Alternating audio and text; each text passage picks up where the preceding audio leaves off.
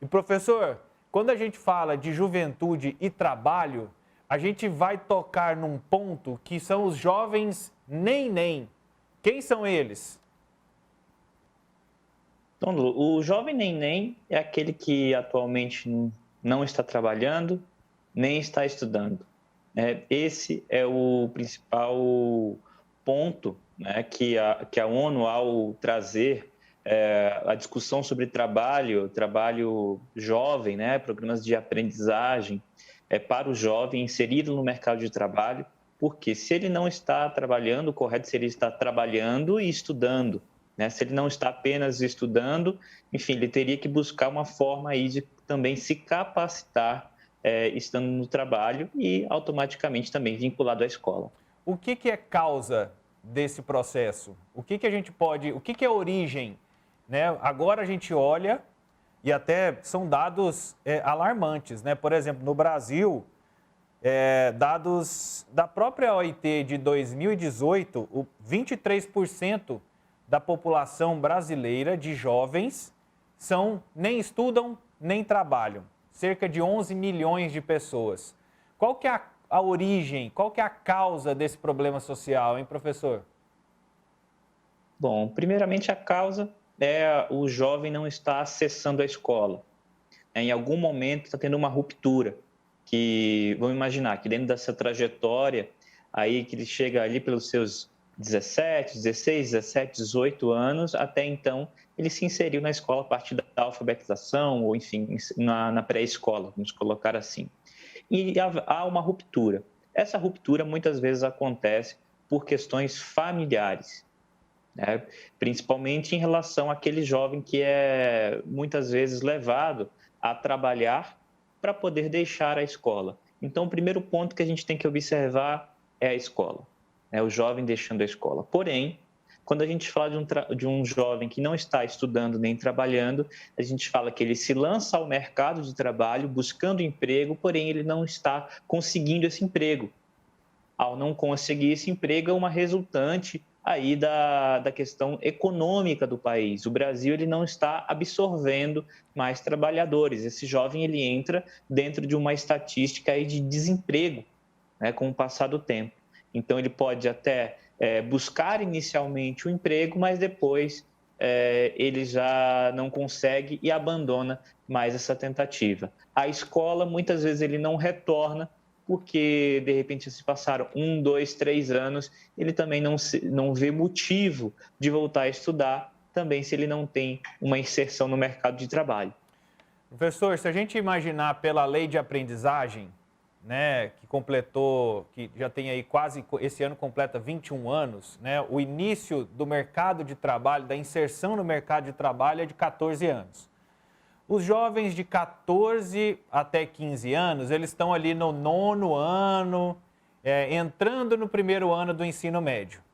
Então, esse seria o primeiro grande gargalo que a gente pode identificar, que essa questão de falta de renda familiar faz com que esses jovens, nessa fase da vida escolar, acabem abandonando para ajudar a família com recursos, né?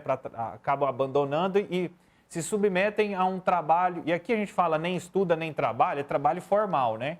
Eu não estou aqui dizendo, é um trabalho formal, então muitas vezes eles se lançam a trabalhos precários, né? E a outras condições de trabalho de risco. Um outro grande gargalo nessa faixa de 14 a 24 anos, 25 anos, né, a lei de aprendizagem vai até 24 anos, mas os estudos da OIT, os jovens, essa preocupação vai até os 25. O outro grande gargalo é que normalmente ali com os 18 anos é onde ele, teoricamente, conclui o ensino médio e se lança ao ensino superior, e aí buscando maior qualificação. E é onde esse outro gargalo que a gente percebe que abandona, assim, conclui e vai para assumir funções sem uma grande demanda. E a gente já vem falando muito sobre isso, essa necessidade de mão de obra qualificada. Hoje são os dois grandes gargalos que nós temos, olhando para essa linha do tempo da educação, professor? Sim, vamos imaginar que o jovem, primeiramente, tem essa barreira de concluir o ensino fundamental, né, a educação básica. Depois ele tem aquela questão que não necessariamente ele precisa fazer o ensino médio para conseguir um emprego. Porque isso a gente está numa grande cidade, é uma realidade. Mas se a gente for em cidades menores, no interior do país, é uma outra realidade. Muitas vezes o posto de trabalho, ele não exige uma alta qualificação. Então, ele tenta acelerar essa inserção no mercado de trabalho e há essa ruptura, né? Não podendo, muitas vezes, participar do programa, por exemplo, de Jovem Aprendiz, porque ele não está dentro da escola. Nesse segundo momento, quando ele termina o ensino médio, ele já, de repente, ele não quer mais se inserir dentro de um programa de aprendiz, porque ele pretende dar outro passo. Esse passo pode ser a universidade, esse passo pode ser um outro emprego que não vamos colocar assim, abarcado, né, pela lei, ou por uma outra empresa que não é conveniada. Então, ele procura mais mobilidade e há também essa quebra.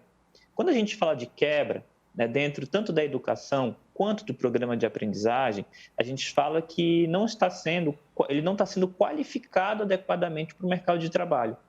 Principalmente porque se esse jovem ele não passa por um programa de aprendizagem, né, de jovem aprendiz, e se lança ao mercado de trabalho ou ele vai para a universidade sem essa experiência, ele vai ter outro gargalo lá na frente, que muitas vezes hoje até o estágio está se pedindo experiência para estágio. Então, o jovem ele precisa abraçar esse programa, né, que ele é justamente defendido pela ONU e pela OIT, porque ele pretende dar mais suporte a toda a estrutura de trabalho e educação que envolve todo esse processo que ele não é simples, ele não tem uma solução simples para a gente empregar os nossos jovens. A gente poderia falar apenas crescimento econômico, mas a gente também poderia ter em algum outro momento uma aceleração de jovens indo para o mercado de trabalho sem qualificação e um boom econômico.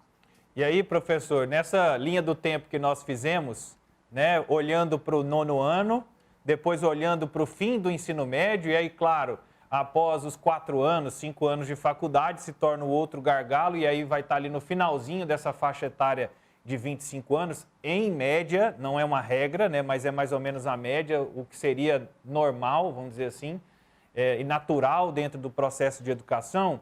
Se a gente identifica esse problema de renda, né, e falta de capacitação, estes impactos nessas lacunas dessa linha do tempo na educação, olhando para a economia macro, como que a gente observa os reflexos dessa falta de renda, dessa falta de capacitação, com efeitos negativos, no caso, dentro da economia brasileira?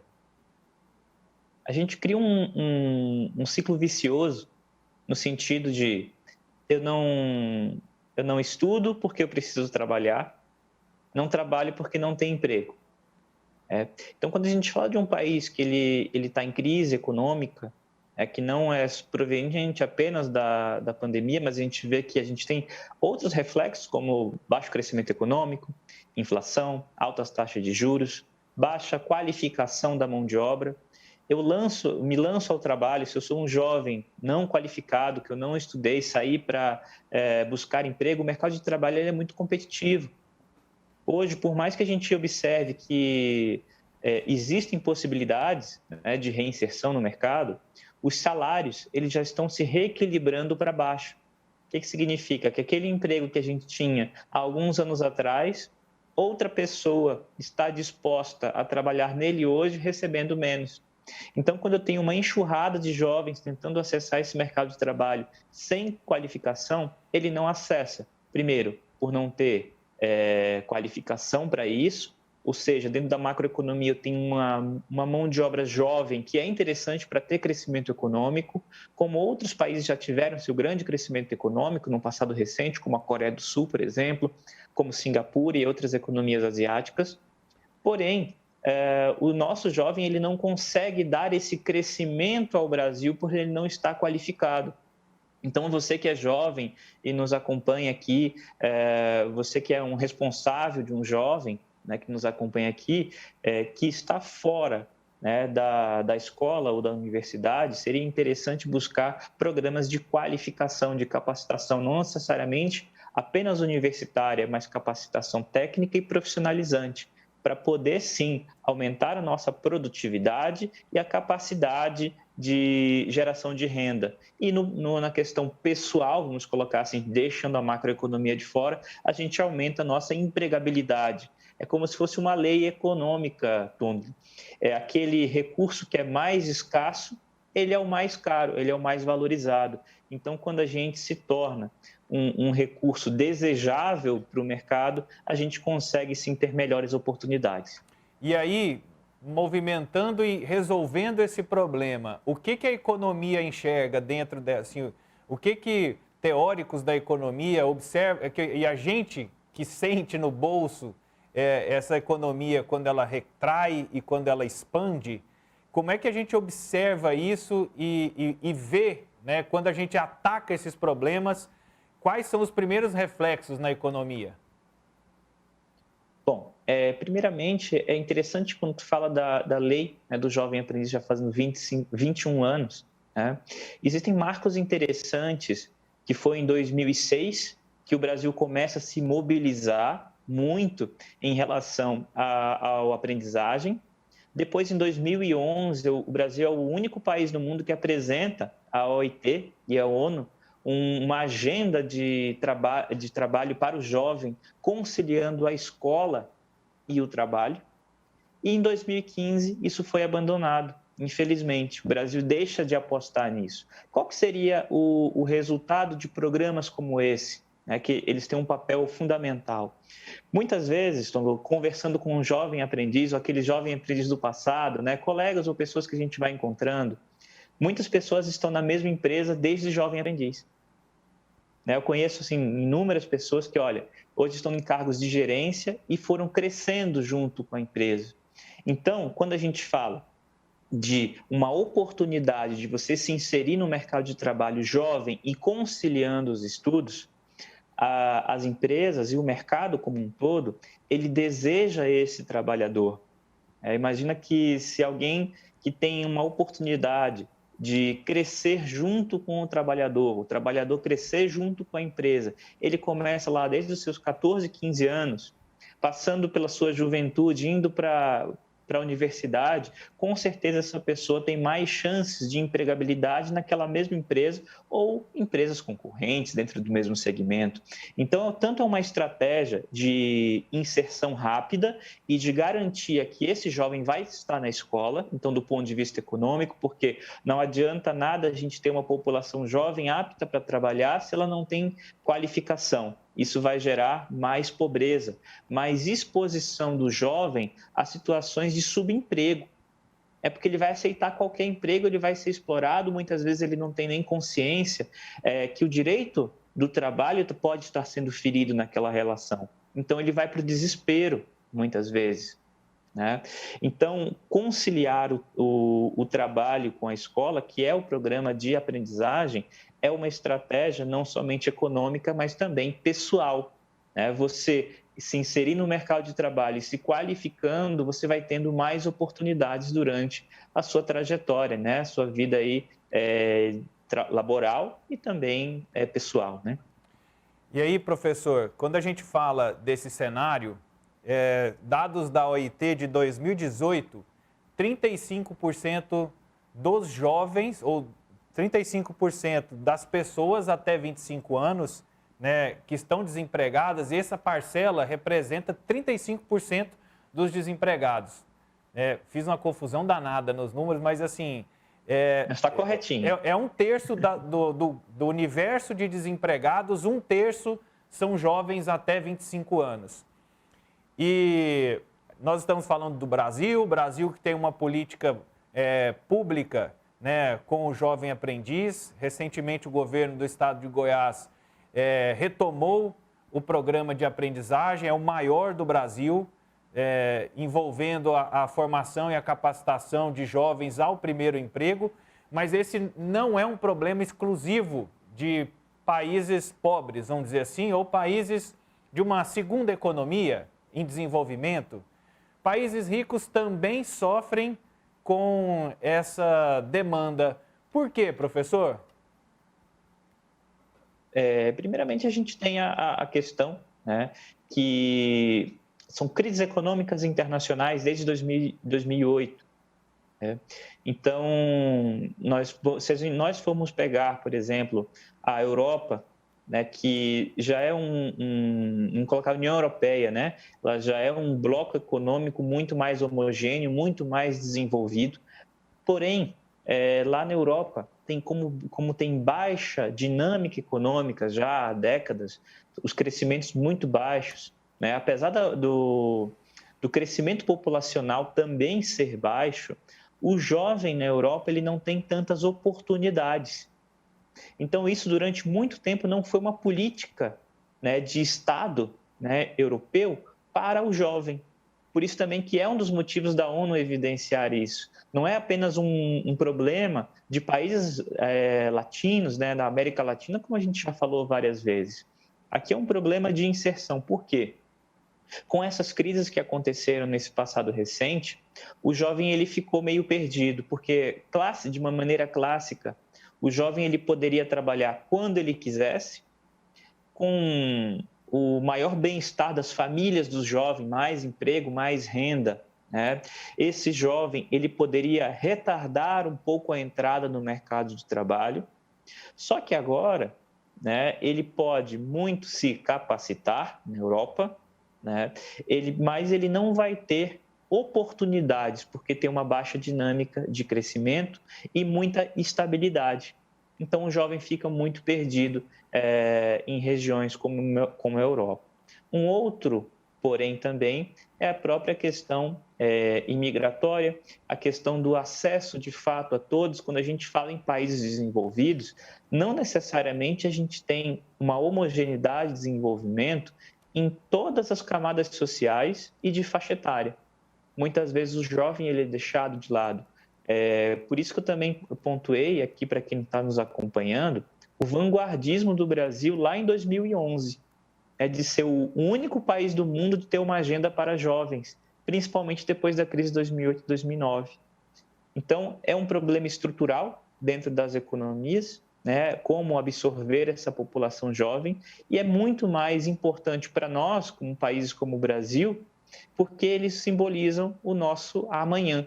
A gente depende muito desse crescimento para esse desenvolvimento futuro. Professor, e essa realidade é tão assustadora, porque dados da OIT, África do Sul, esse percentual de jovens que não trabalham e nem estudam, 53%. Dados de 2018, antes da pandemia, mas já, assim, a pandemia com certeza deve ter piorado esse cenário. Espanha, 33%, quase 34% dos jovens até 25 anos nem trabalham nem estudam.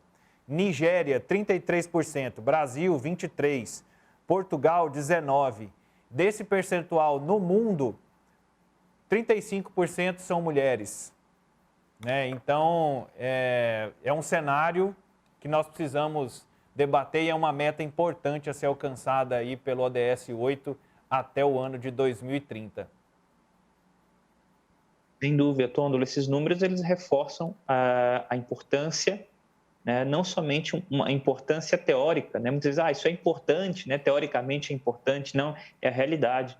Se a gente não se preocupar com a nossa juventude hoje, né, pensar no amanhã, a gente pode ter até um colapso de mão de obra. Tendo um colapso de mão de obra, a gente não atrai mais investimento externo direto, né, ou seja, empresas multinacionais vindo se instalar no Brasil, a gente tem uma evasão de empresas, né, como a gente vê acontecer, infelizmente, e isso vai ficando cada vez mais escasso.